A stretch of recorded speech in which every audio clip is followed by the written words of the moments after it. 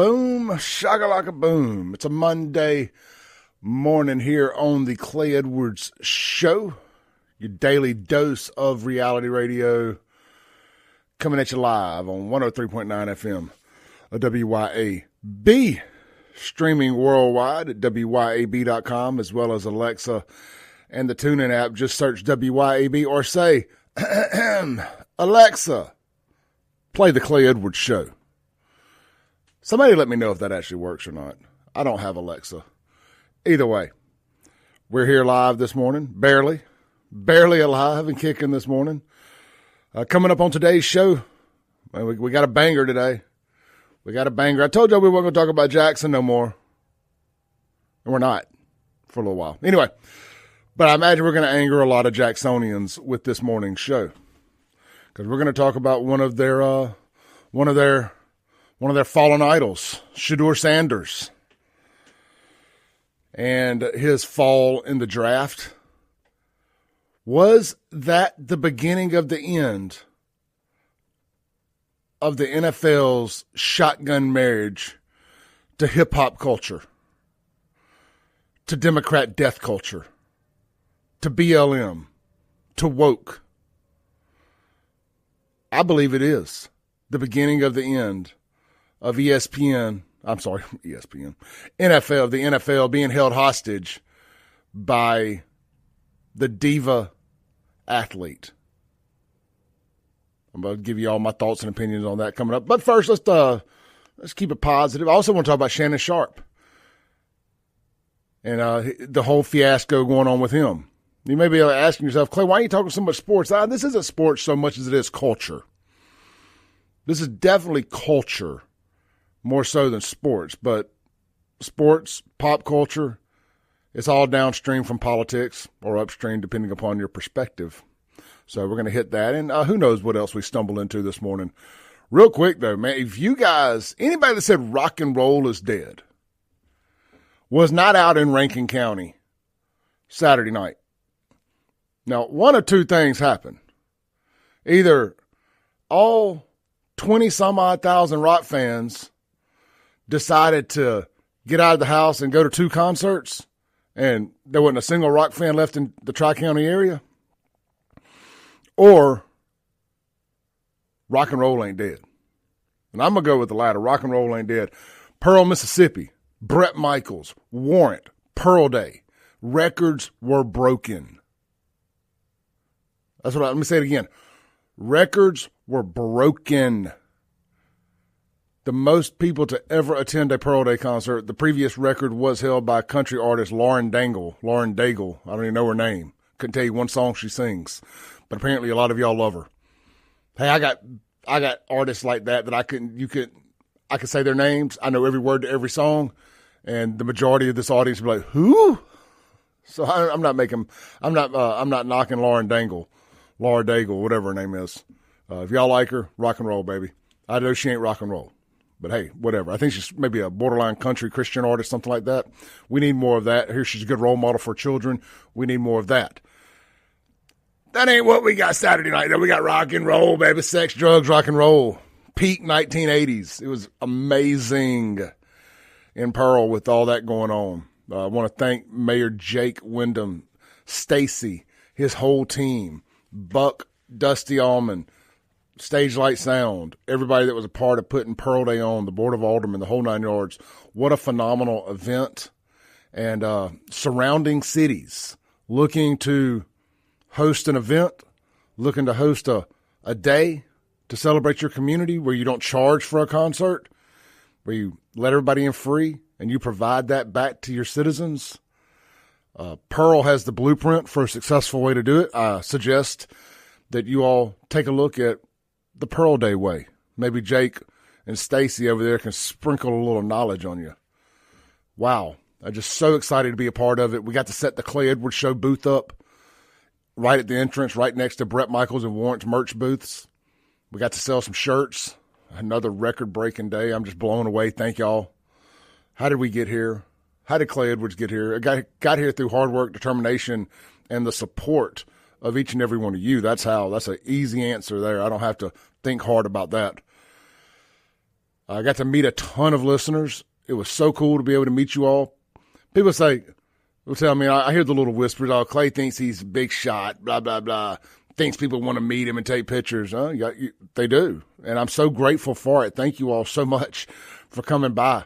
And I tried to make sure I took the time to speak to everybody for as long as they wanted to talk and tell me their stories. And the recurring thing is, thank you for doing what you do. Thank you for talking about the old Jackson. Thank you for telling people that Jackson used to be a better place. Thank you for calling out the things that we don't feel safe talking about because of our jobs or our place in society or whatever it may be. And y'all know how I feel about that. You know, if everybody would just say it, we could all just say it. Does that make sense? They can't cancel everybody, but I know nobody ever wants to be a part of Operation Human Shield and take those first arrows and bullets and everything that it takes to fall on the sword like I chose to. I was in a unique place in my life where I honestly, when I started doing this, I was so unhappy with where I was at in life that I figured it couldn't get any worse. You know what? Cancel me. I need a hard reset one way or another. Now, that's honest to God, the truth. I needed a hard reset one way or the other. If I get canceled and I can't make a living the way I've been doing it anymore, that was probably for the best at the time. Going back to like 2018 or so. And that's not what happened. Jesus took the wheel and drove me to where I'm at. But anyway, it was awesome being set up out there. Over 10,000 people got to see the Clay Edwards Show banner and all my tent set up. It's just a good look for us from a marketing standpoint. Awesome look. So I appreciate the mayor and his team for allowing us to be a part of it. I appreciate Brett Michaels' team for allowing us to set up next to them and sell shirts and stream live, which we did. That was really cool. We didn't get to interview any rock stars, so to say, but I did me and Daryl Arnold. Daryl's a local rock star. Interviewed me and Daryl do these shows together at concerts and stuff because we've got so much great history together. So it's always fun. So shout out to Daryl Arnold and a good time there. Let's see. Then the other part of this, now that I said earlier, 20,000 some odd rock fans. Brandon Amphitheater, Breaking Benjamin, Stained, some band named Wage War. I've never heard of them. Heard they were good. I'm a little out of the loop on newer rock bands. I'm trying. I'm listening to Octane on Sirius XM, so I'm trying to learn some of the newer bands.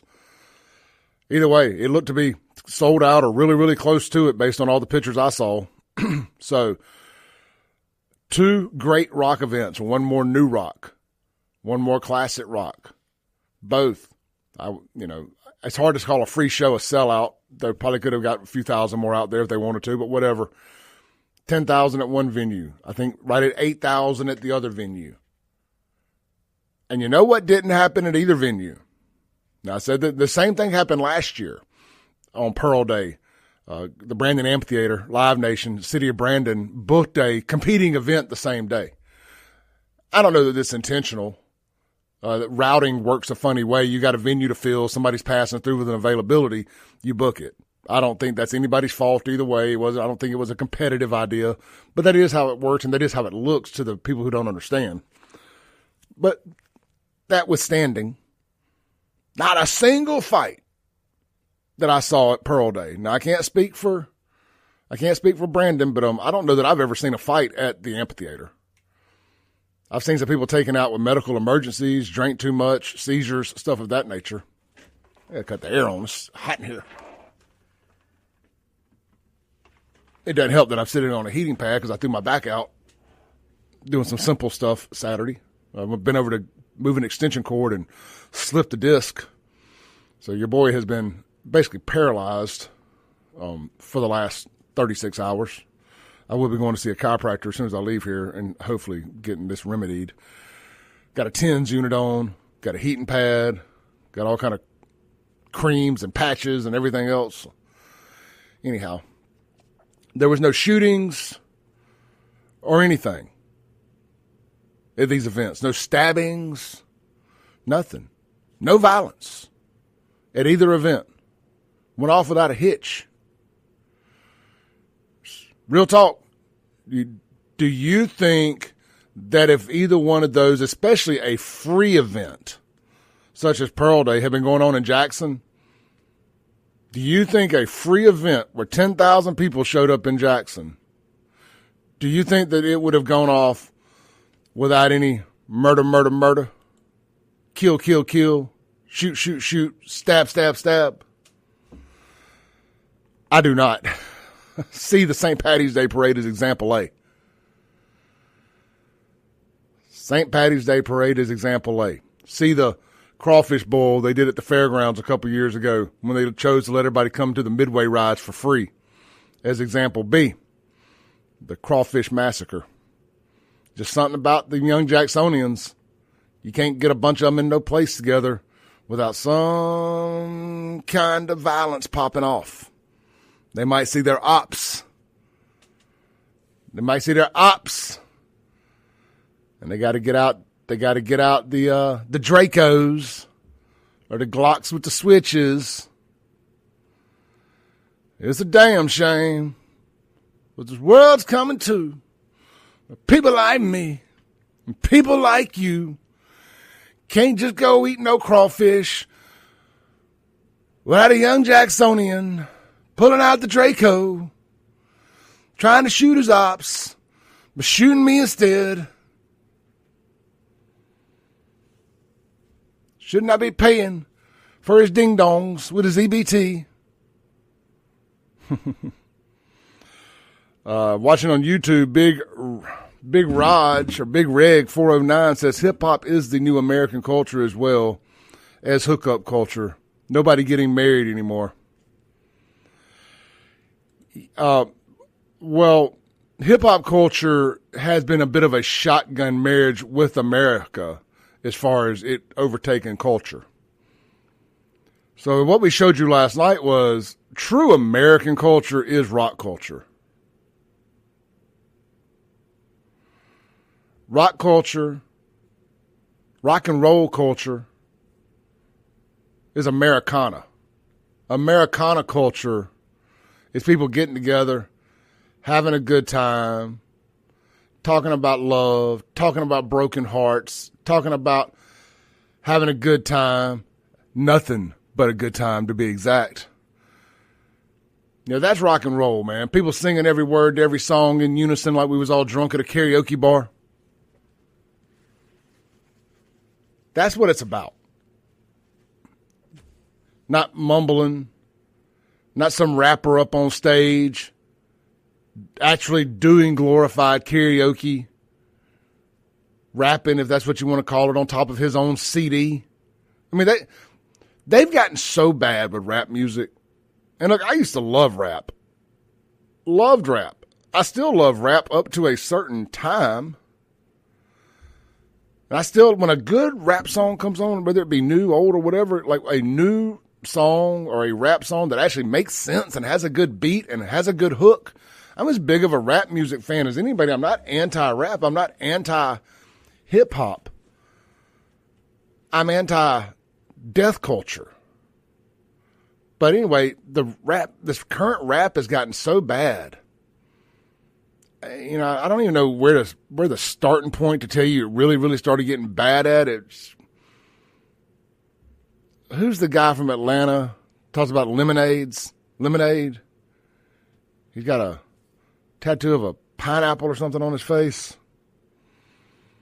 I can't even remember his name anymore. I think about that time, that mid-2000s Atlanta rap is where it really started going sideways. And it's just gotten terrible ever since. But with that said, it's gotten so bad that these guys just get on stage now and they just rap on top of their Gucci Mane. Thank you, Michael Adams on Facebook. Gucci Mane. I think Gucci Mane was kind of the beginning of the end for rap music, in my opinion. It was just everything started sounding like a nursery rhyme. And then it turned into mumble rap. Like, we grew up listening to Tupac. I mean, I was never a Biggie fan necessarily, but Biggie was still a great lyricist. Bone Thugs and Harmony. I could go on and on and on about good rap that actually told stories in their raps. I'm never a Nas fan, but can't argue Nas's lyricism. Anyway, I really wasn't even intending on trying to compare the rock shows to rap shows, but I think it's relevant. You know, people don't go to rap shows to have a good time. They go to get shot. All right, the Guns and Gear text line is 769-241-1944. 769-241-1944. I like this conversation. I like the direction this is going. I want to unpack the Shedeur Sanders stuff, why I think Shedeur Sanders fell to the 5th round.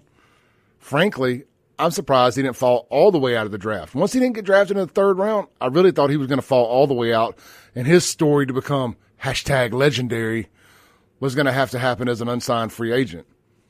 It's amazing. They clipped the wings right off that bird. Clip! You ain't flying nowhere today, Hoss. Let's take a break, come back. We're going to get into the Shedeur Sanders stuff. We're going to open up the Mazda Jackson phone line. I want to hear from y'all. I want to hear what y'all think about the Shedeur Sanders stuff. I've seen a couple of you post on Facebook over the weekend. I'm gonna read them. Sheriff Tyree had some thoughts. I respect Tyree. We disagree on this. My buddy Reddy Teddy has some thoughts. Teddy, I love you. We disagree. I'm gonna use your post to talk about. I would love to hear any of y'all call in that want to call in, talk about it. Again, the Mazda Jackson phone line, 601-879-0002. This is the Clay Edwards Show, rolling on down the tracks. We'll be right back in the FAFO.com studios. All right, I'm going to chop it up with y'all for a minute about rap because I don't know how much I don't know how much the radio audience wants to hear us talk about rap. Greg says that Tupac is the GOAT. I don't think that to me at this point in the game, that's inarguable. Is it really even debatable? And I don't want to hear about people talk about, well, so-and-so's a better lyricist, this, that, and the other. Like, you have to take into account how famous they were and how many records they sold too. Like, that is part of the equation. To me, it's like a rock star. Okay, you may be the best guitar player in the world. Okay, you may have more Grammys than anybody. But can you sell out a stadium still? Can you go out on an arena tour and have 20,000 people singing every word to every song? Like, you know who don't get much respect, but they're a rock star? Creed, Nickelback. They're famous, they're rich, they're rock stars. Poison, another great example. You know, typically if critics hate them, I love them. I don't know that I've ever liked a critically acclaimed album. Let's see here. But yeah, Tupac is the GOAT. Now you'll have people try to tell you that other rappers like Nas or that Wu-Tang Clan are the GOAT. Wu-Tang sucks. I said it. Like Alan Ladd on YouTube says, Beastie Boys. I love the Beastie Boys, man. I was rocking they ain't GOAT status for me, but they're one of my all-time favorites. They're top 10. I mean, of any genre. They're one of my top 10 favorite acts. I'll give you that. But I don't think they're GOATs. Maybe GOAT white rappers if we're going to have a separate category. Like, Eminem is not the GOAT. Eminem is very famous. I guess I'm going to somewhat contradict myself here. Is Eminem the Creed of rap? He's a rap star. He's a rock star by every definition, by every measurable statistic. I guess I just don't like him. So I'm biased. And it could be political, you know. But his last 3 or 4 albums have been trash. I mean, you got to continue to put out good stuff. Or quit putting stuff out.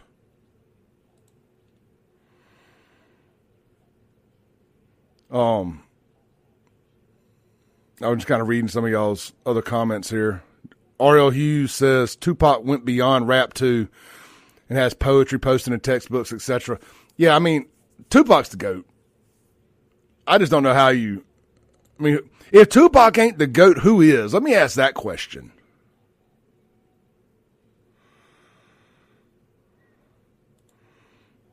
Jeremy Doyle says, excuse me, sir. But Wu-Tang is for everyone, including the children. I just can't get behind it, man. I can't get behind it. It just ain't my jam.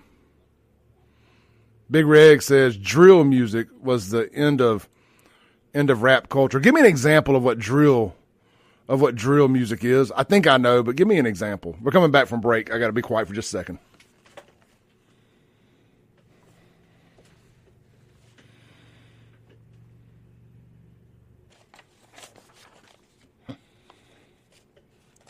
Welcome back in to the Clay Edwards Show. Why don't we get this Monday started off talking about our friends out there in Gluckstadt at Your Pie. Do you know that Your Pie has gluten-free? I mean, I can sit here and tell you about their pizzas. The pizzas are great. Let's talk about what separates Your Pie from the competition real quick. 30 seconds or less here. Your Pie has gluten-free, dairy-free, vegan, and keto-friendly menu items. So if you got a food allergy or dietary preference, this is your place to go. They actually prepare all of the crust and the specialty pizzas, the anti-allergy pizzas, whatever you want to call it. They actually prepare that in a completely different area in the restaurant, in the back, so there's no crossover or contamination. So if you got a nut allergy, you can be safe knowing that at Your Pie, there's going to be zero crossover effect or cross-contamination. Also, Your Pie has awesome weekday specials throughout the week. On Tuesdays, that's tomorrow night, they got kids' meals up to age 12 for just $1.99 with an adult entree purchase. Wednesday night, trivia night. Everybody loves trivia, man. I can't go out on a trivia night and not be packed somewhere. Look, it's free to play, and winners get free Your Pie food. So if you're smart, you get free food. How about also on Wednesday night, it's Warrior Wednesdays. Military, 15% off. Thursdays, it's Thirsty Thursday. You get beer and wine for just $3.14 a glass. $3.14 or $3.14 is the number for pie, a la Your Pie. Get it? Anyhow, look, also wrapping up with this, Your Pie can help your charity raise funds. If your school or church group needs to raise money, partner up with Your Pie. Sign up for a spirit night for your nonprofit and get a percentage of the sales.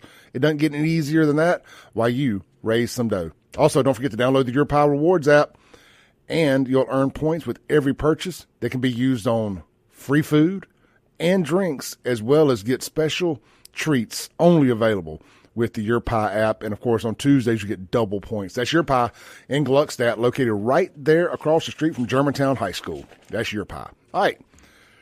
We got a lot of comments in the live stream during the break for the radio audience.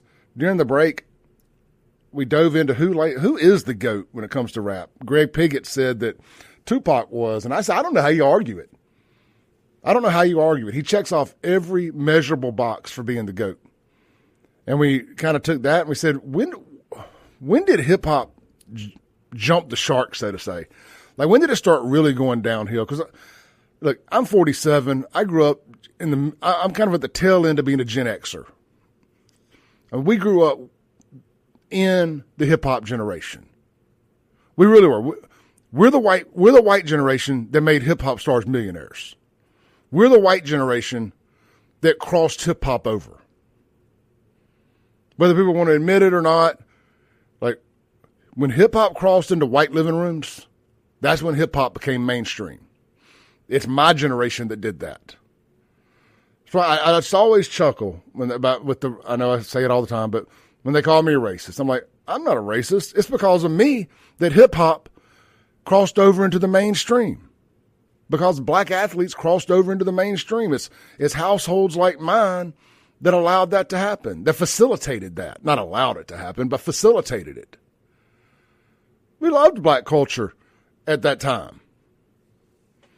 It's what it's devolved into now that we don't want to be anywhere near it. Don't want to touch it with a 10-foot pole with somebody else holding the pole. So we tried to figure out, like, when did hip hop take this turn? And I say it kind of happened. I guess you could say it happened at the end of when Tupac and them died. But I don't know. I love the No Limit Cash Money era. But let's be honest, none of them were great rappers. Lil Wayne's not really a good rapper. Real talk. I mean, he does nursery rhymes and puts words together. makes cute little things, but he's not really a good rapper.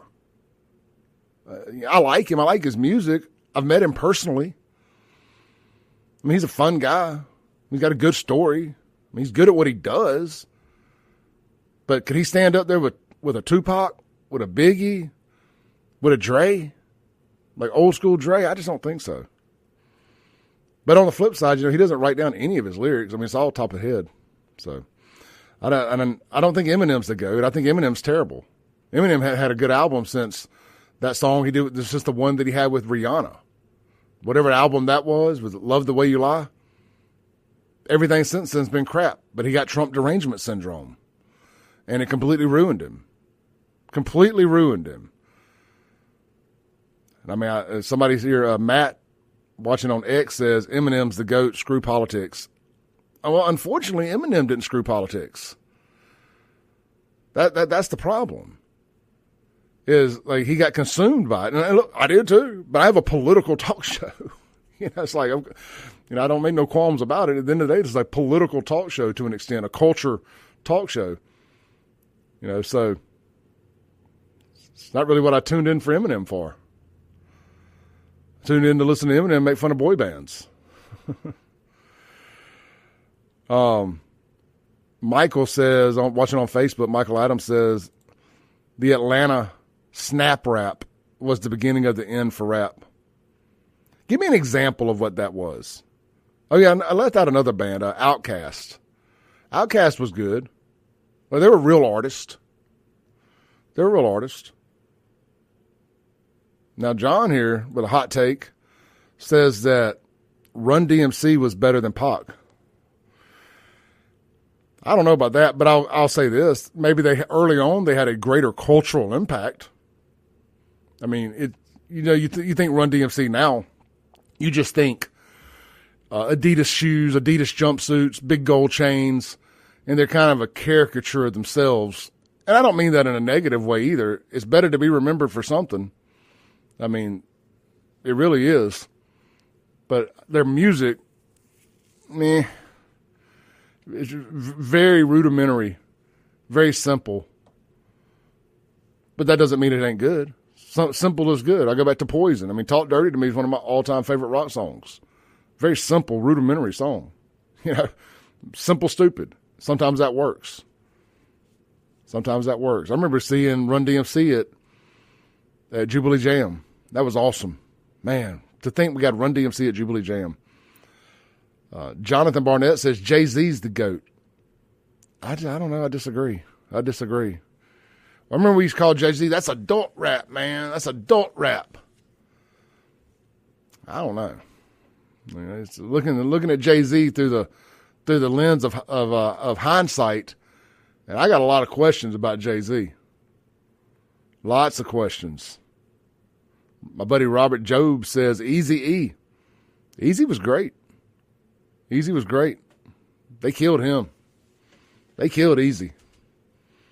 Big Reg 409 on YouTube says Chicago changed the rap game with dissing the dead, and the rest of the country followed. Now every week a rapper is getting killed and shot. So something happened to rap somewhere along the way. We're going to get into the Shedeur Sanders stuff, but I think all of this is part of why Shedeur Sanders fell. This culture and them leaning into this culture, I think is why Shedeur Sanders fell. And you'll say, well, Clay, plenty of other hip-hop culture type guys with the big gold and the swagger and all that fell in front of Shedeur. I mean, they're not fell in front, but got drafted before Shedeur. Guys from single-parent homes, guys with off-the-field troubles. Shedeur ain't never even been in jail. Shedeur ain't never even been arrested. Well, I guess I'm going to have to go into my Chris Rock shtick here. But remember when Chris Rock said, am I supposed to give you I'm a good dad. I go to work every day. I take care of my kids. You want a cookie? You're supposed to. You're supposed to do all those things. You're supposed to stay out of jail. But you can still be an a-hole and unlikable without also being a felon. And I think that's what Shedeur fell into. Okay, you're not a felon. but you're a grade A a-hole, and the on-the-field product doesn't justify that behavior. You ain't your daddy. All right, let's take a break. When we come back, we are going to jump into the Shedeur Sanders talk. But the question of the day is, it's a two-parter. I would love to hear your responses on the text line and on the online. Greatest rapper of all time. Because we do love rap music here. Made no qualms about it. Just not new rap.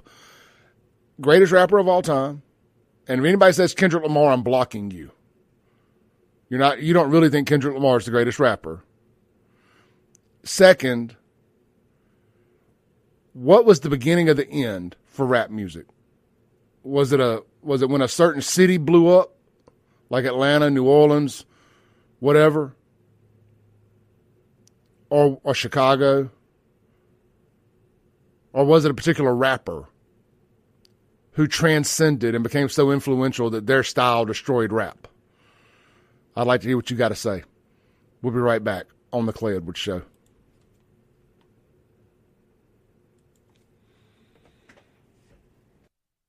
Welcome back in to the Clay Edwards Show, the most incendiary show on the RADIO. And, of course, online.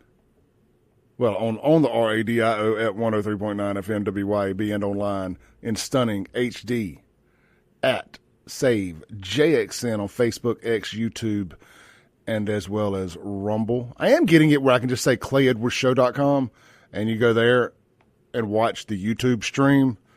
For some reason, a little more complicated than it should be, but whatever. We will figure it out. We will overcome and adjust. But real quick, this segment brought to you by our friends over at A1 Gear and Auto, Highway 49 South, Florence, Mississippi. You having any automotive troubles? Whether it's a check engine light, air not blowing cold, brakes not stopping, maybe they're making a funny noise. I know I will be visiting them soon with a vehicle that's got some brake issues. Get over there, let them get that knocked out for the girlfriend. That's A1 Gear and Auto. But, hey, guys, what they specialize in is your ring and pinion. They've been the industry leader here for over 15 years now, approaching 17 or 18. It was 15 when we first started talking about it. So stop by, see Justin and the team today. They're going to diagnose it right the first time. That's so important. They're going to price it right the first time, barring any unforeseen circumstances once they take it apart and whatnot, because things can happen. And they're going to tell you when it's going to be ready properly so you can schedule your downtime without a vehicle, whether it's renting a car, borrowing a car, riding around in an Uber, whatever the case may be. They know that knowing when you're going to get your vehicle back is very, very important, just as important as it being fixed right. Justin and the team got you covered there. Again, barring any unforeseen circumstances. If he tells you that thing's going to be ready Tuesday at 2, you can be there Tuesday at 1:45, and you'll be rolling out of there Tuesday at 2, barring any unforeseen circumstances. So check them out today. That's A1 Gear and Auto, Florence, Mississippi, Highway 49 South. That's A1 Gear and Auto. They're so good at the gear, which is the ring and pinion, they put it in the name. All right, man, let's get back to it. I'm typing in my website real quick just to see if I got that working for that live stream. I do not. It's just got the last video up from Friday. So anyway, you can always check out ClayEdwardsShow.com for the links to everything I do. I know I blabber off a bunch of different links and ats and this and that and the other. Everything's consolidated under one place at ClayEdwardsShow.com. If you want to go find the merch, want to go find all the social media, the YouTube and everything else, it's all under one roof there at ClayEdwardsShow.com. All right, so Shedeur Sanders. And man, they big mad. They big mad all over the internet at Shedeur not getting drafted. Even my Lord and Savior, Donald J. Trump, inserted his 2 cents into this whole thing. And Don's wrong. And look, Don's been wrong before. He's right about tariffs, but I mean, he's wrong on this. You know, I think Don was trying to swing a little cultural favor, trying to show people, look, I promise I like some of the things y'all like too. Don trying to sway the black community a little bit, trying a little too hard, trying to get that invitation to the barbecue. Figured he'd say that Shedeur was getting screwed. This is one of those things I disagree on Big Don with. I told you, I'm not in some cult. This is not a Democrat death cult over here. We're allowed to disagree with Don on stuff, and Don got this one wrong. If I get my Evernote to pull up here, I'm going to read Don's text. Now, this is before Shedeur even got drafted. And, it's so rich. I mean, just so much fun stuff happened. So much fun stuff happened. It's phenomenal. I mean, if you think about it. The fact he went to the Browns after Deion came out in 2018 with a tweet about quarterbacks going to the Browns, and if his boys ever went there, they wouldn't play. If you think about the prank call, the guy pretending he was the New Orleans Saints GM, actually being an Ole Miss frat boy, and his dad's the defensive coordinator for the Falcons, who were the Saints' #1 rival, allegedly. It's just so many layers. Jackson Dart, the hottie-toddy, the South will rise again, the Confederacy. Jackson Dart going before Shedeur. I just, all the different layers to this is scrumptiously good. But anyway, Donald Trump says, when he tweeted this Saturday, I believe, or truthed it. Moving forward on this show, we will refer to X's still as tweets, and we will refer to any other platform where you do the same exact thing as you do on X or tweet. We will refer to these as tweets. This is a tweet. So with that said, Trump, at Real Donald Trump, what is wrong with the NFL owners? Are they stupid? Shedeur Sanders was a great college football player and was even greater in the NFL. He's also a very good coach, streetwise and smart. Therefore, Shedeur, his quarterback son, has phenomenal genes and is all set for greatness. He should be picked immediately by a team that wants to win, all caps. Good luck, Shedeur, and say hello to your wonderful father. Don, I love you, brother, but you're wrong. Wrong, dong, on this one. I also want to go back here. I said I was going to pull up some other folks' messages, and we're going to play the prank call too. I think the prank call is great. Tell you what, why don't we? Well, no, we'll pull up these other texts first. Time is of the essence here. We're going to be rolling into the second hour here before I know it. Let's read Tyree Jones's first. And again, nothing but respect for the sheriff. We disagree wholeheartedly on national politics, though. Wholeheartedly. Sheriff Jones says, and this is from his personal account, not his sheriff account. The sheriff's allowed to have opinions like everybody else is. Nobody go popping off at the mouth about he shouldn't be talking about this, that, and the other, whatever. He says the father, coach. Now what the sheriff is complaining about here is this prank call. He don't like it. I loved it. But he says the father left the phone number of Shedeur in an unlocked device, giving him access to it? ? Nah, fam. That doesn't pass the smell test, as the old folks say. Somebody was born yesterday, but it sure the hell wasn't me. Why was he the only one that got pranked? What other numbers were available to have access to? Why him? I'll finish and I'll answer. The fact that the Falcons used the words unintentional and prank in the same sentence, bullcrap. Every prank is intentional, and the methods used to do a prank are very intentional. Lastly, until the father proves otherwise, I believe he was in on the prank or intentionally facilitated the number. Anyway. In his position, why was he even afforded the number of draftees? Some folks ain't built for pranks. They'll pull up. So we're saying that people should pull up. If I'm reading that right, saying that the sheriff's saying that people should pull up on this guy for pranking Shedeur. Have we gotten so emotionally invested? Because I just felt like there was lots of racial undertones there. Have we gotten so emotionally invested in black players and white people pulling pranks on black players that That now we're talking about, like that's pull-up worthy? Come on, man. Nobody talked more smack. Nobody talked more crap than Shedeur and his daddy the last few years about everybody. Like, I always compare stuff back to wrestling. This is them, they getting their comeuppance. They played a good heel. They played a good heel. They played it oh so good. But the babyface came back and won. The NFL is the babyface. They came back and won. They said, we ain't about that life no more. We don't want to be a part of it. Ready, Teddy. I'm going to read Teddy's and we got to go to break. And Teddy said this, and I love Teddy. He calls into this show a lot. He's one of my real life friends. Teddy has, looks like Teddy has deleted that post. Well, dang. I was going to read Teddy's post. It is gone. Teddy didn't like Shedeur falling either. Let's take a break. We'll be right back on the Clay Edwards Show. Of course, I timed out the end of the hour here terribly, but hey, we got a whole nother hour to go. Y'all stick with me. We ain't going nowhere. We'll be right back.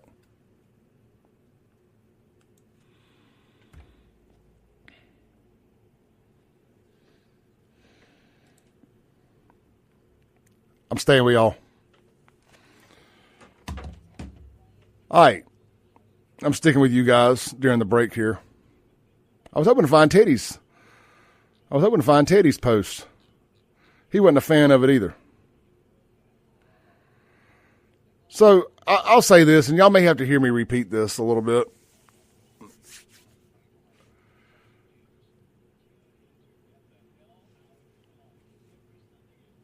I want to play the prank call. That's what I want to do. I promised the radio audience we would let them hear the prank call. I feel like we really got to let them hear it. Why don't we pull up the Dion? See, the other thing Dion did, I'll tell you what, I can do this. I'm sorry, y'all. I feel like I'm trying to juggle two different shows here, one online and one on the radio. And at the end of the day, the radio is the main audience. The internet secondary. Sorry, but it is a radio show. It was just a few months ago during the Super Bowl, Dion was doing press and said that there was a few teams they wouldn't play for, or there was only a few teams they would play for. Now, he has come back off that in the last couple of weeks, last month or so. But I think the damage has been done. I think Dion did more to damage Shedeur's brand than Shedeur did. I think these NFL teams, they don't want to mess with it. And it was just a couple years ago. that Dion has said, let's find this quote here about the Browns. And that's why I find this all oh so rich. But the NFLers don't want to deal with it, man. You got what you call like a helicopter dad that's actually got enough stroke, or at least he thought he did, to maybe, if his son went to the right team, to eventually get a coach fired and just explain, I'm the only one that can really coach Shedeur. I need to be the coach. And there you have it. Dion parlaying himself into replacing a coach and potentially a GM. What GM out there wants that? What head coach is going to want to draft that? Want to draft somebody that could potentially lead to their firing beyond just the way it normally happens by drafting the wrong quarterback. So what you do, you take that power away. I think, was there collusion? Probably.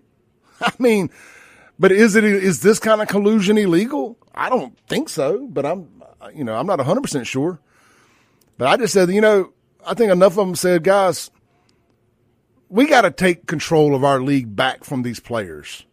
We're not going to have another situation like what Eli Manning did when they got drafted by the Chargers and refused to play and had to get traded to the Giants, and Phillip Rivers went. That worked out for everybody. I mean, the Chargers never won a Super Bowl, but I mean, they had a hell of a run with Phillip Rivers for over a decade. The Giants won 2 Super Bowls, and did they even make it to the playoff any other years that they didn't make it to the Super Bowl? It was a really weird deal there. But either way, everybody was happy. But I think the NFL said we ain't going to have that no more. We're taking control back of our league. We're not going to have this crazy dad dictating where his son goes or doesn't go. Hold that thought. I'm staying with y'all through the whole next break.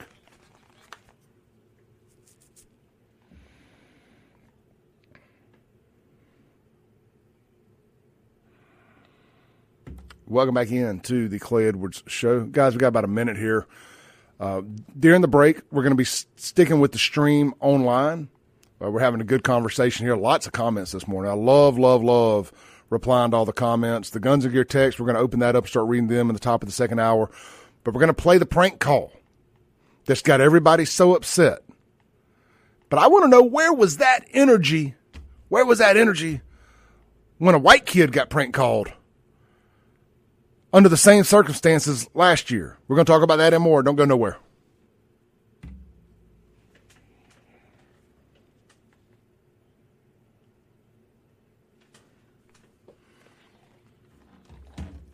You know, I have a saying. I like equal outrage.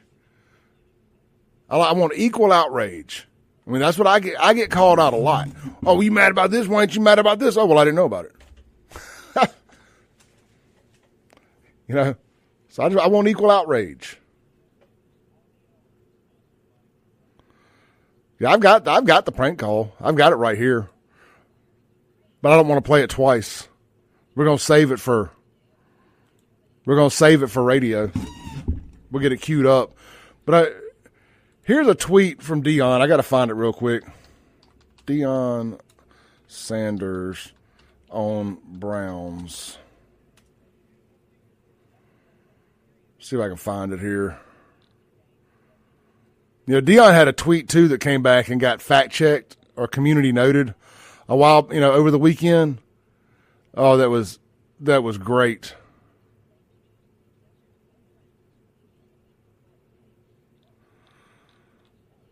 It was great. I'm looking for this. Here it is. So this was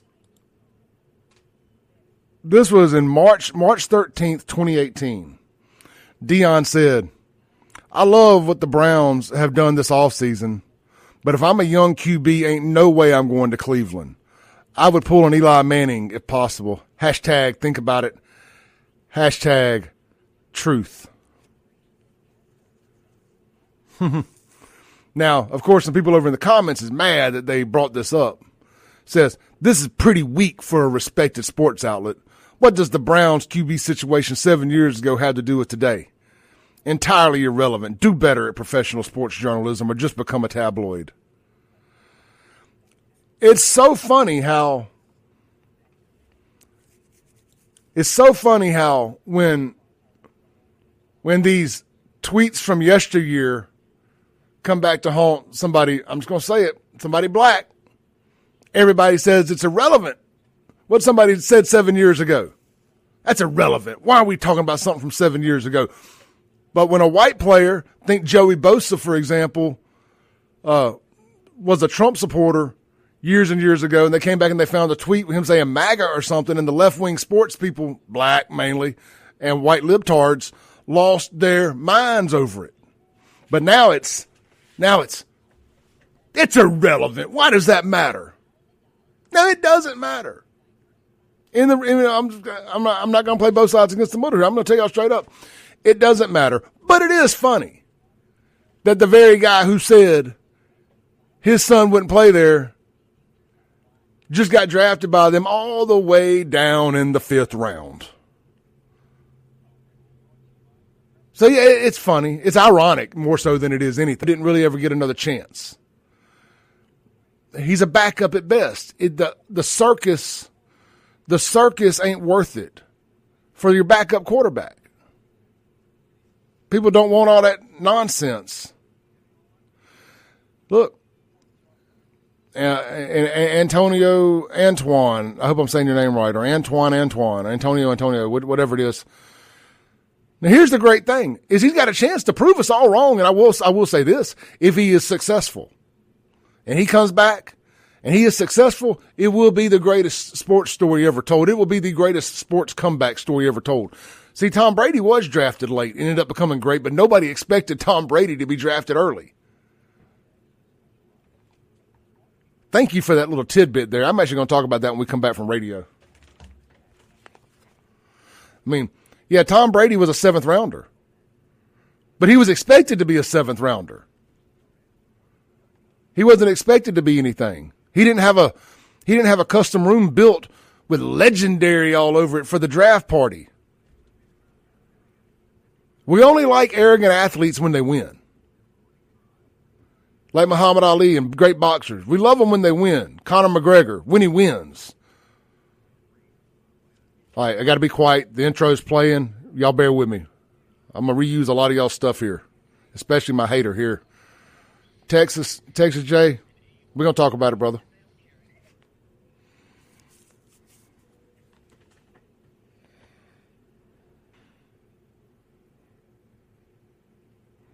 Boom goes the dynamite. It's the most incendiary show in all of America and dang sure in all of Jackson, Mississippi between 7 and 9 a.m. every morning. This is the Clay Edwards Show. I'm, of course, Clay Edwards, coming at you live on 103.9 FM locally on the Big Stick, WYAB, streaming across the airwaves all around the world at WYAB.com, as well as the TuneIn app and Alexa if you want the audio-only version. Then, if you got video availability, if you have a phone in your pocket, an iPad, a television, smart TV, Facebook, X, YouTube, Rumble, we're streaming in stunning HD. I got on a beautiful blue shirt this morning with a red, white, and blue American flag behind me at the WYAB studios, a.k.a. the byfafo.com studios. If you're watching that way, if you're one of the almost 500 people watching that way, hit that share button. Hit that share button this morning. This segment brought to you by our friends at Ellis Autoplex, right over there, Highway 471, Flowood, Mississippi, right across from the Back Porch Crawfish Hut, one of my favorite little dive bars, and I mean that in the nicest way possible. A dive bar is a compliment, not an insult. Anyway, yeah, over there at Ellis Autoplex, buy you a new vehicle, then stroll right across the street and enjoy some of the best crawfish around. But this is about Ellis Autoplex, not Back Porch. Little Truck City is what they call it. They specialize in 4-door, full-size, 4-wheel drive pickups. But, hey, they got cars and SUVs, too. Check out the website. Check out the Facebook, Ellis Autoplex. Nobody does a better job with their social media and their cars than Ellis Autoplex is doing right now. All the same pictures that they put on their website for their vehicles, they put those same listings on Facebook. So you can click there, look at all the different pictures, inside, outside, all the different accessories, add-ons and everything. Want to know if a car's got a sunroof? I guarantee you, if it's got a sunroof at Ellis Autoplex, it's got a picture of that car with that sunroof. If it's got backup camera, you know it's going to have a backup camera. Nobody does their internet pictures better than Ellis Autoplex in Casey. Real talk, I used to work there, and I prided myself in taking pictures, and my picture taking wasn't good enough for Casey. And I did it at every other dealership I worked at. He's a stickler when it comes to his internet pictures, and I will tell you that nobody does them better than Casey. So go over there, check them out. If you got a vehicle you like, they're not trying to hide any imperfections. If there's an imperfection, there's a picture of it because they don't want to have questions about it when you get there. Oh, I didn't see that. Well, if it's there, you're going to see it. They don't run from it. But they ain't got too many vehicles with imperfections. Check them out today, ellisautoplex.com. And don't forget, they're doing major automotive repairs now there at Ellis. Brake jobs, front-end alignments, full-blown engine replacements. Got an F-150 with some cam phaser issues on an EcoBoost? Look no further. Ellis Autoplex got you covered. Check them out today. Highway 471, Flowood, Mississippi, or start online at ellisautoplex.com. All right, let's jump back into this Shedeur Sanders stuff. Man, we're having a hot conversation online about it. Somebody has given me some good topics, some good notes to jump down on this. But first, I keep telling y'all I want to play the prank call. We're going to play the prank call. You'll be able to hear it on the radio. You'll be able to see and hear it online here as I get it set up real quick. Hope everybody's doing good this morning. If you want to call in, the Mazda Jackson phone line is 601-879-0002. The Guns and Gear text line is 769-241-1944. We'll open the text line up here after I play this video, see if we've got any thoughts and opinions on any of this stuff there. All right, let's see here. Boom, shakalaka. It is prank call time on the Clay Edwards Show. This is the The kid behind this is wearing an Ole Miss shirt, which just makes it all the more sweet. You know, Ole Miss, the Confederacy. It's a white guy prank calling a black guy. It just throws fuel all over this fire that they're trying to start over at ESPN by blaming this on race. I just love it. And of course, the kid's dad is the defensive coordinator for the Atlanta Falcons, who's the Saints' main rival. The kid's pretending to be the Saints GM, a team that Shedeur wanted to go to, a team that a lot of Saints fans wanted this player. It's just so many moving parts here. I love it. I love it. I love it. I love it. Here we go.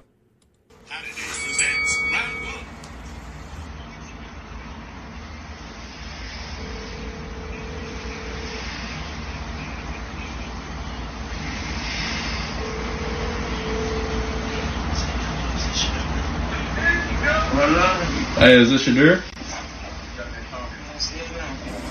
Hey, this is Mickey Loomis here, the GM of the New Orleans Saints. How you doing? This is Mickey Loomis here, GM of the Saints. How you doing? Good, how are you, man? Good, been waiting on you. Yeah, we have. It's been a long wait, man. We're going to take you with our next pick right here, man. This ain't gonna be nothing to you. Hey, but you're going to have to wait a little bit longer, man. Sorry about that.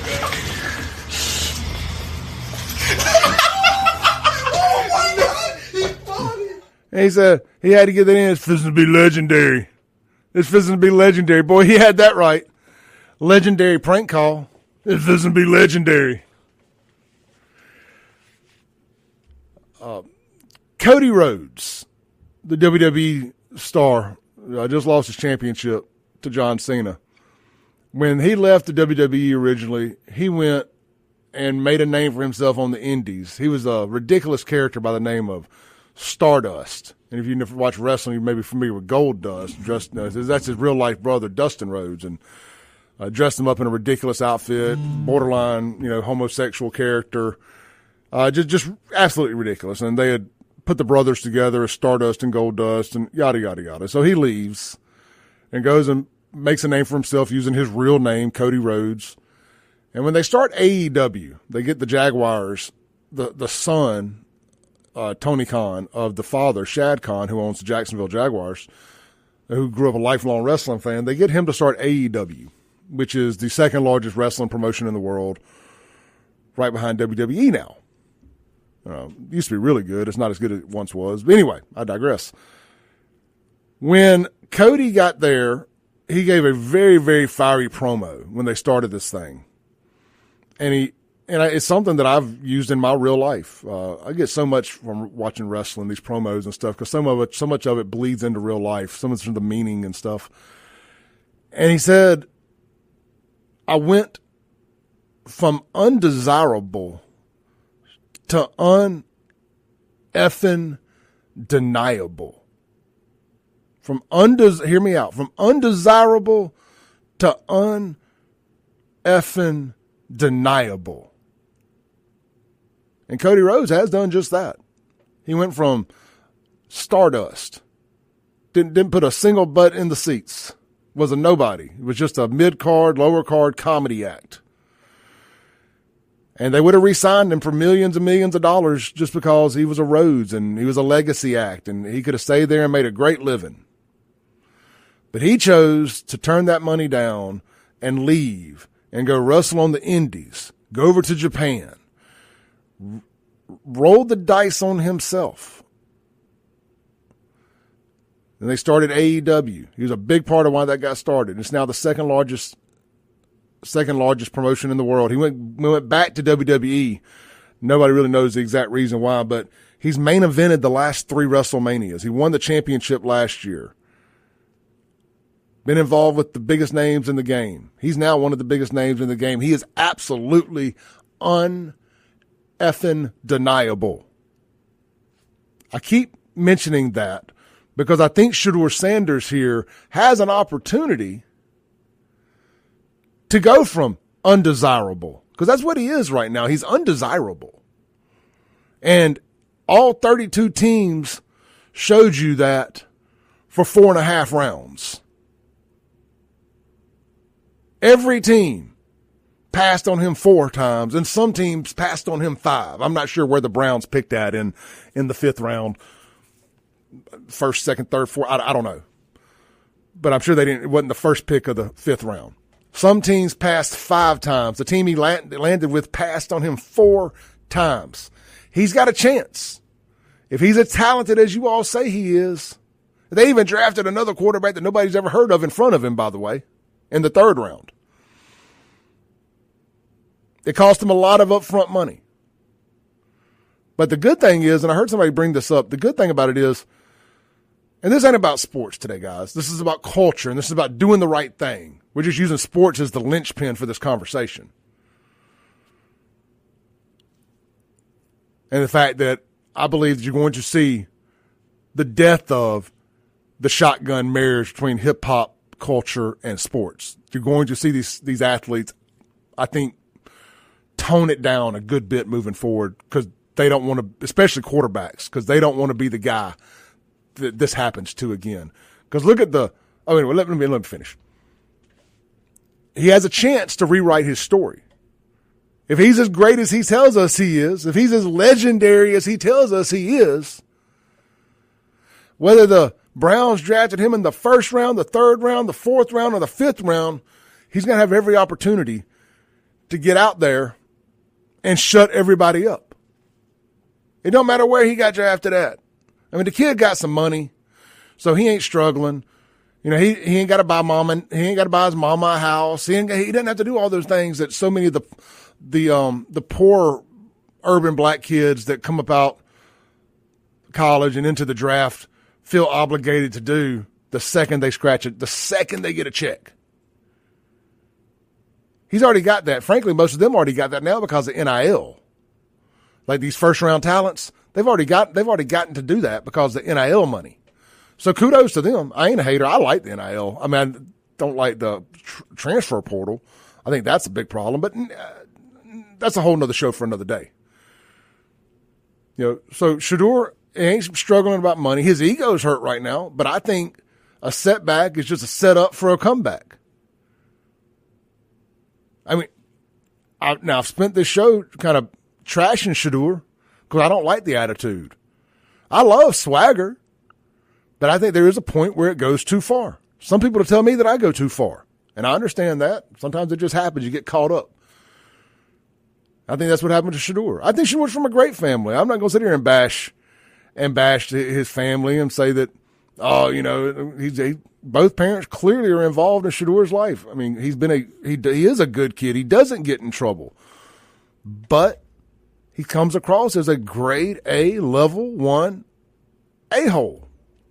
And I can say that on radio, by the way. I've just chosen to try not to cuss as much this week. I didn't get in trouble. I just trying to be respectful. Y'all got kids in the car or something. You know, we'll try not to use dirty words.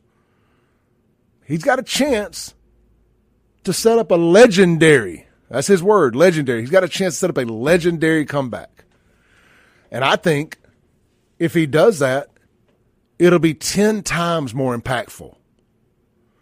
It'll be 10 times more relevant. It'll be 10 times more legendary if he accomplishes the comeback and proves us all wrong. But that's just my opinion. I mean, I think that he couldn't have gone to a worse team to try to do it. I mean, they got Deshaun Watson there. They got that boat anchor of a contract, that $250 million guaranteed contract with Deshaun Watson. I think the starting quarterback is going to be, what's his name that won the Super Bowl with the Ravens, Flacco, is going to be their starter. They signed him. I don't even know who the other kid is they drafted in the 3rd round. So they got a crowded quarterback room.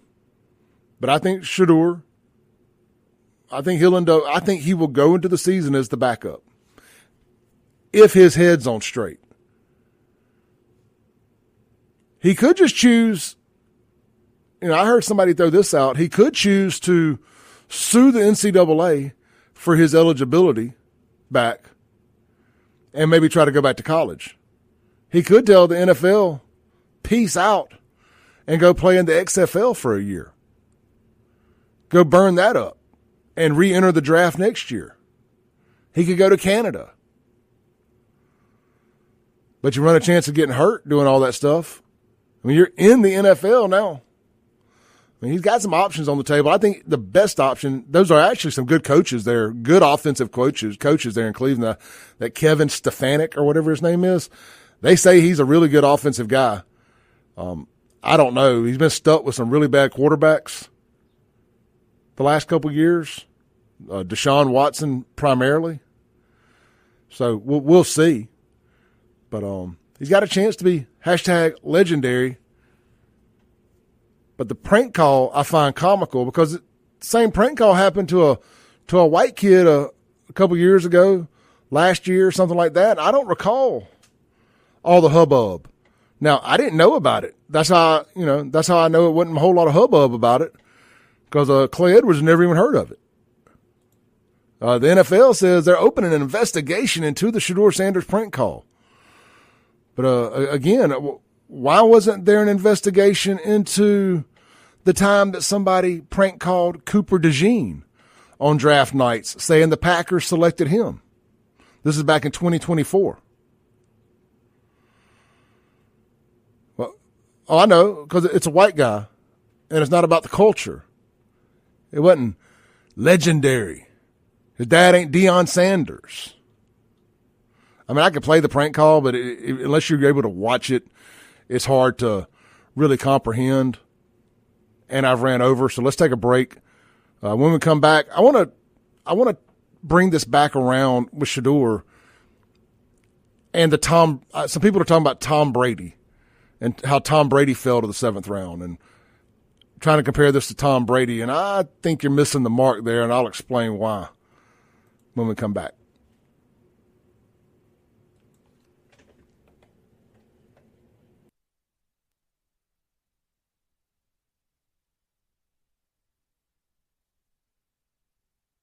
Welcome back in to the Clay Edwards Show, streaming worldwide at WYAB.com, as well as in stunning HD at Save JXN on Facebook, X, YouTube, and Rumble. And, of course, pumping across the airwaves on the Big Stick, 103.9 FM.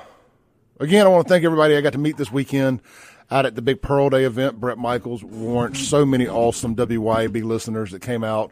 One fella had purchased one of my flags off the website and got me to autograph it.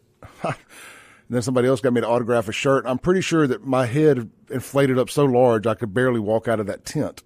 I had to tie myself down to keep from floating off. All joking aside, the love you guys have shown me is absolutely awesome. So much so that I think you should get out to Juniker Jewelry and maybe buy me a set of diamond stud earrings. Kidding. But hey, look, speaking of Juniker Jewelry, look, man, they got an unmatched selection with over 10 times the inventory of most other jewelry stores. Juniker Jewelry also offers incredible varieties of different fine jewelry, engagement rings, watches, and estate pieces. Funny story, and I'm gonna tell it real quick and get back to the incendiary content.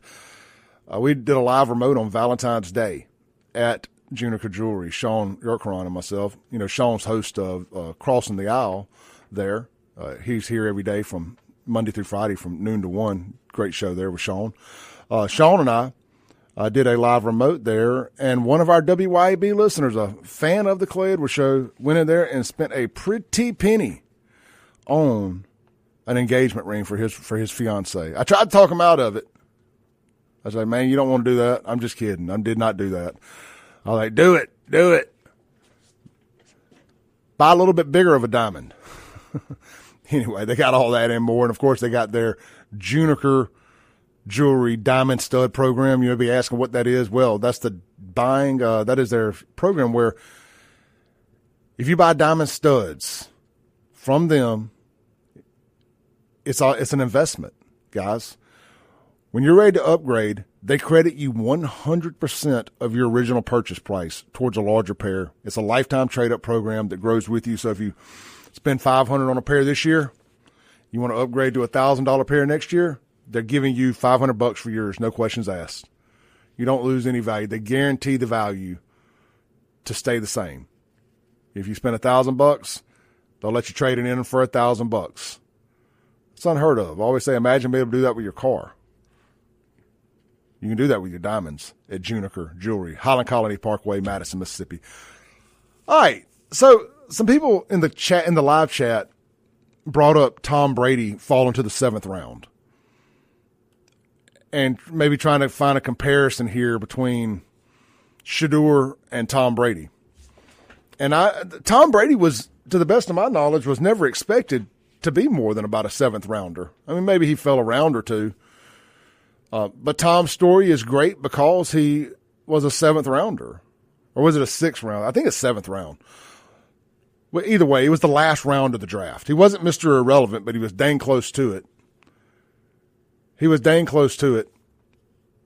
But that's what made his story great. But nobody knew who Tom Brady was. Hell, I watched college football and didn't even realize Tom Brady was the quarterback for the Michigan Wolverines. Was he ever even the starter? I mean, seriously. Who was Tom Brady? We all know who the hell Tom Brady is now. GOAT. Undeniable, unquestionable GOAT. It's a chuckle. And I love Patrick Mahomes. I mean, I think Patrick Mahomes is the closest thing to Michael Jordan in his prime on the field today. But he got a long way to go before we start talking about GOAT talk. He got 3 championships. Holler back when he gets close to 7. Yeah. Anyway, Shedeur's story is completely different. Shedeur is a collapse of epic proportions. He fell all the way down to the 5th round when he was expected to be a first rounder. I don't know how much money the Sanders family paid Mel Kiper Jr. and the people sitting on the desk for the NFL draft for ESPN to talk all the talk, to be the number 1 cheerleader, shaking the pom-poms the entire time. But, man, it ain't from a lack of effort. I mean, the ESPN tried to bully the NFL into drafting Shedeur in the 1st round. Now, you can't make this race argument. You can't do it. A black quarterback went number 1 overall that wasn't dressed all ridiculous. He did have on an ugly suit. But, Cam Ward's a great story. Cam Ward was going to come out last year, and he was projected to be like a 5th rounder. He goes down to Miami, and lo and behold, plays himself into being the number 1 overall pick. Jalen Milroe, the kid from Alabama, nobody thinks he's first-round NFL talent. He's just not that accurate. But apparently, he interviewed really well. His pro day went really well. He did all the little things right that the NFL likes to see. Nobody thought he was more talented on the field than Shedeur. Black guy, too, by the way, went ahead of Shedeur. So you can't tell me that Shedeur falling is a race thing. When 2 other black quarterbacks, one undoubtedly less talent than Shedeur. Undoubtedly has less talent than Shedeur. At least what my eyeball test anyway. I don't see it with Milroe. But apparently he checked off all the boxes. He's a Nick Saban quarterback. I mean, there's just going to be some things that some intangibles that they have. Shedeur don't have those intangibles. Like Dak Prescott. Yeah, sure, Dak doesn't have the greatest arm. He's not the most accurate, but he's got those intangibles. Like, he's a leader of men. He's not going to do anything to embarrass your program. Shedeur just seems like a walking time bomb with the arrogance, all that stuff. And I ain't mad at the kid for having money. I aspire to have money. Again. I just think that Shedeur was just a big, big turnoff to a bunch of teams. And then just the arrogance that he was bigger than the NFL. And he'll get to prove it. He'll get to prove it. Now, one of the things that I was going to mention this earlier and got sidetracked, or I got ahead of myself, in the collective bargaining agreement, he'll become a free agent a year earlier than somebody who's picked in, I think, the first 3 rounds. Because the teams won't have that 4th or 5th option year. So it's either after 3 or 4 years now, he'll be able to become a free agent. And he'll be able to get that second contract, which is the big contract, sooner. And if he's good, man, the endorsements will be aplenty. Because I think that whole legendary thing, I wouldn't be surprised at all. Does he already have an endorsement deal with Nike, Shedeur Sanders? Because this whole thing felt like a Nike marketing thing to me. This whole thing felt like a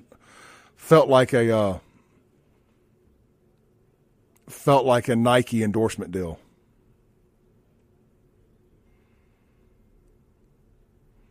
So I got somebody in the comments here, Texas J on YouTube, is just really upset with me for using the word arrogance. Arrogance is okay when you can walk it like you talk it. He played for an average Colorado team, and they act like they set the world on fire. They just didn't. And he played with the number one, well, not the number one. I mean, Travis Hunter could have been the number 1 overall pick. Could have been the number 1 overall pick. And one of the greatest college players to ever play. Stayed hurt a lot. I don't know that I would have traded up like the Jags did to get him, but I like him going to the Jags. I know just as the kid's from Florida or Georgia right there. He's from close to Jacksonville. They said it's going to be like him playing in his backyard. It's 380 miles away. I don't know if that's necessarily like his backyard. That's about a 6-hour drive according to my math. But, if you're a young kid, especially, let's just be honest, man, young black kid from the South, you rather go to Florida or you rather go to Cleveland? I know this young white, no, I ain't young white kid. This young white guy, this old white guy would much rather go to Florida than Cleveland. So, what's his name? Travis Hunter hit the jackpot as he's continued to do throughout his career. And got to go to Jacksonville. Man, they traded a lot to get him. We'll see if he's worth it. If he can stay healthy, he's worth it. If he can't stay healthy, they'll look back and regret trading all that they traded to get him. But I say all of that, this whole show, I say all that to say this. I put it in the title of the show. I think that you're going to see a lot of these NFL quarterbacks, a lot of these players crip walk backwards away from hip-hop culture. I think you're going to see the NFL walk back from hip-hop culture. We'll see. Chip Matthews texted in on the Guns and Gear text line and said, well, what about the NFL halftime show? That'll be the true barometer for if the NFL is going to start divorcing itself from hip-hop culture. I don't know when their deal with Jay-Z's entertainment company, because Jay-Z's been in charge of the halftime show for the last few years. I think since it was part of they put Jay-Z in charge of it as part of their deal for blackballing Colin Kaepernick, basically. It was like, no, we love black people. We'll let Jay-Z pick the entertainment for the halftime show. So that was kind of the deal there. So I think that deal is expiring. So we'll see. We'll see how much longer. As long as Jay-Z's in charge of it, there will continue to be hip-hop at the halftime show. That is what it is, but I'm not going to let the halftime show dictate everything else. But it'll be curious to see if this is the NFL sending a message. I don't think it's got anything to do with racial lines, but I mean, you can't say hip-hop culture without obviously thinking, black. I mean, black is hip-hop culture. Are people tired of the whole shtick? I think they are. I truly think they are. I think that the NFL doesn't want to attach its franchises, especially when it comes to the quarterback. I don't think that's what they want as the leader of their franchise, as the CEO on the field. I don't think they want the hip-hop era, me, flashy jewelry, all of that. Because this guy, when you're the NFL quarterback, the starting quarterback of one of these teams, you are the face of the franchise. And I just don't think that that's what they want. I think they want to move away from that. They want a guy they know isn't going to be controversial. And that's why you see so many of these quarterbacks that are starters for these teams that you've frankly never heard of. Who heard of a Brock Purdy? before he got drafted. I mean, just think about it. Think of all these kind of milquetoast, run-of-the-mill, average-looking, boring quarterbacks. I don't mean boring on the field, but just their personalities are very blah, very boring. That's the overwhelming majority of the NFL starting quarterbacks, but that also means that they're not in trouble. They're not controversial. I don't think they won't. The same thing's happened in NASCAR, by the way. Like, NASCAR doesn't have any exciting drivers anymore, anybody with any personality.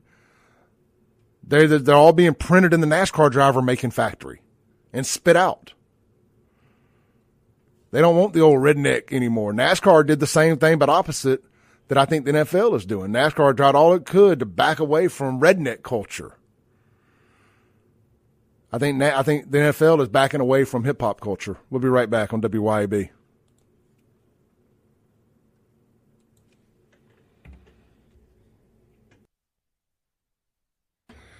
All right, I looked down quick enough to see Freeman's post here. Says, we're not talking about God's chosen people. We're talking about the NFL draft where 143 folks were chosen before Cherokee. What a slap in the face.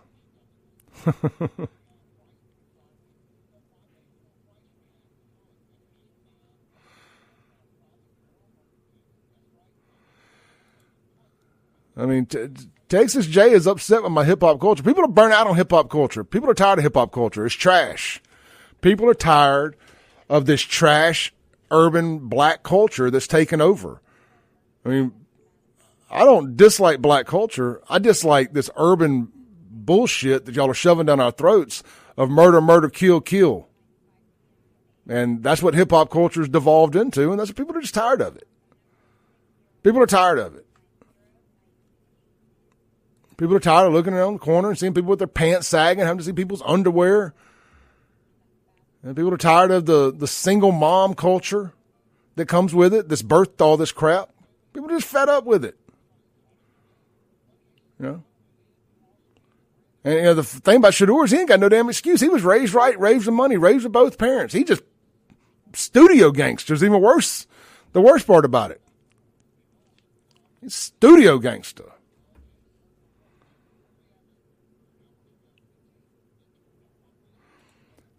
Yeah, I love offers talking about NASCAR. So, Kyle Busch is still there. Cletus is in ARCA series now, too.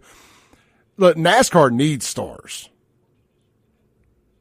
And the NFL still has stars. I just think they want their quarterbacks to be boring, milquetoast, uncontroversial as possible.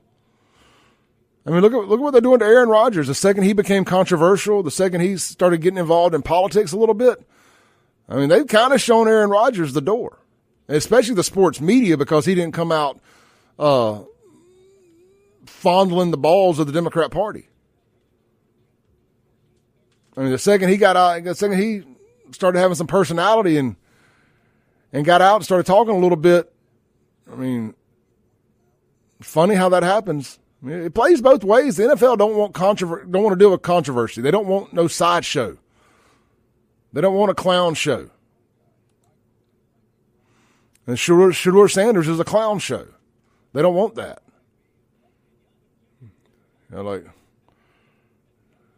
And this guy's all in his feelings, about this hip-hop culture stuff. People are tired of it. Texas Jay, how old are you? I see purple. I bet you're in at least your 40s. You're from Texas. Your logo's purple. I bet you're talking about perp. And you're probably from the same generation as me. Says, I'm tired of seeing fentanyl and meth heads running around. I am too. I'm tired of seeing bunch of grown-ass men in prison culture running around. I'm tired of seeing all of it. I'm tired of black drug dealers selling fentanyl and meth to my folks. Y'all killing's my people. Take your foots off our necks. I say it all the time.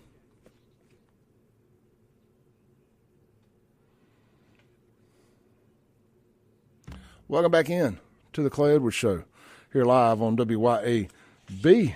This segment brought to you by our friends over at, how about my good buddies at Huey Magoo's? That's right, man. I was right over there this weekend at Trustmark Park, right next door to him. Huey Magoo's, the filet mignon and chicken. At Huey Magoo's, they serve up only the top 3% of premium chicken tenderloins. Huey Magoo's handcrafted tenderloins are marinated for 24 hours and cooked to perfection. And you and your family will, in fact, taste the difference. Huey Magoo's wraps, sandwiches, salads, and meals. At Huey Magoo's, they also serve wraps, sandwiches, salads, and meals. You hungry yet? You know you are. Visit them today at Bass Pro Drive in Pearl and Lakeland Drive in Flowood. Huey Magoo's, the filet mignon of chicken. Guys, I'm telling you, try the grilled chicken strips there if you want something just a little bit different than the fried chicken tenders. Theirs are great, and their Huey Magoo sauce, which is like the comeback sauce or whatever, is really good, but you won't regret it. Try that spicy sauce they got. It's good stuff. Good stuff. All right, so arguing with some folks in the online comments, guy says, I just said, man, people are fed up with this hip-hop culture. People are fed up with this prison culture. That's what's happened. Prison culture has hijacked hip-hop culture, which in turn has hijacked black culture, especially in these urban cities. And I know, it makes people mad to hear a white guy talk about this. Like, I'm supposed to just sit back and continue to say, don't believe your lying eyes, Clay. Don't believe your lying eyes. But that's not what I'm going to do. I have to see it. I have to live around it. I have to be a part of it. Due to proximity, I'm allowed to talk about it. You're not allowed to shove this down our throats 24/7. And in the same terms, say, shut up, bigot. Shut up, racist. You're not allowed to talk about this. Only we're allowed to create the problem and talk about it. You're racist if you acknowledge what's going on. No, I'm not. I'm a realist. I can see with my own eyes that this ain't working no more. This ain't working for anybody anymore. Everybody wants off at the next stop. Nobody wants to continue to ride this train. This crazy train that y'all have created by bringing prison culture back out into the real world. This disrespect culture, this culture of false idols. I mean, that's why the last 2 weeks we've been talking about Carmelo Anthony. Young black kid went and murdered a white kid at a track meet for no reason. Because he got disrespected. He disrespected me. He's part of the same culture that just got rejected by the NFL and Shedeur Sanders. Or just got Shedeur Sanders rejected by the NFL. It's just that same thing. It's like, continue to say, it doesn't matter how we act, how disrespectful we are, how crazy we are, how violent things get. You're supposed to ignore that. And people are fed up with it. They're just tired of it.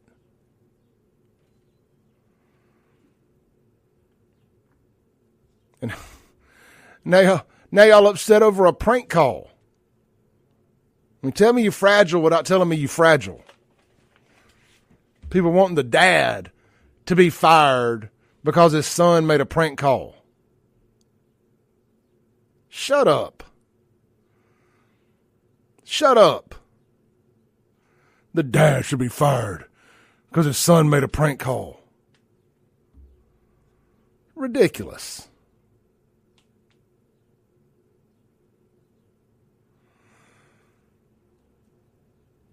The guy, the new fan that we have found on YouTube says, so if black people are the minority, how in the hell is black culture interfering with your life? You ain't the minority where I live. And the media has been over backwards because y'all been crying incessantly for the last 6 or 7 years or however long it's been since George Floyd committed suicide about representation. And you have been overrepresented. You have been overrepresented. And everybody's been afraid to tell you that this culture is rotten now. I, for one, am not afraid to tell you that this version of black culture, this hip-hop prison version, is rotten. I, for one, would love to get back to the black culture of the 90s and 2000s, which was more American culture. Not this branched off, diluted BS that we're being served up now and are having to be told that this is black culture. I, for one, know way too many black folks that ain't about this life for y'all to tell me that this is black culture. This is not black culture. This does not represent the majority. This is an extreme minority that are very vocal, a very loud extreme minority that are extremely vocal and have been magnified by these social media platforms as well as these big media companies, because they've been bamboozled into thinking that this is a representation of the broader black culture when it is not. This is Democrat death culture being polished up, shined up, repackaged, and sold to America as black culture, when it in fact is not black culture. It is Democrat death prison hip-hop culture. And it just cost Shedeur Sanders about $30 million.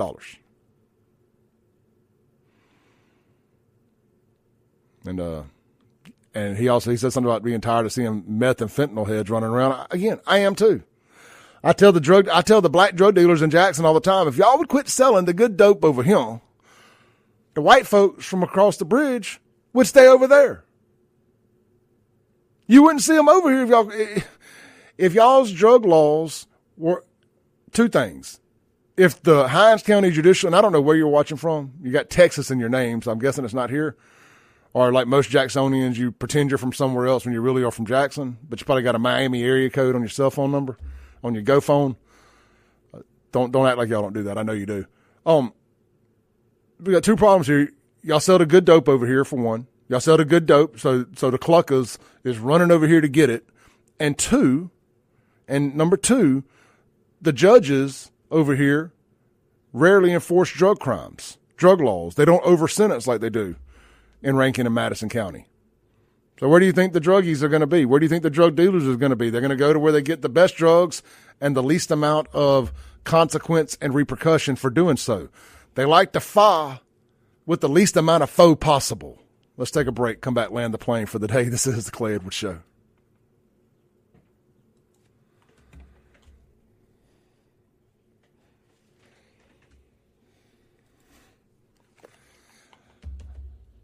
All right, man. That's been fun. Hope y'all enjoyed this show as much as I did today. Told y'all we was done with Jackson. Y'all thought I was kidding. We was done with Jackson. I mean, we got to talk about it a little bit, but more so than not, we done with Jackson.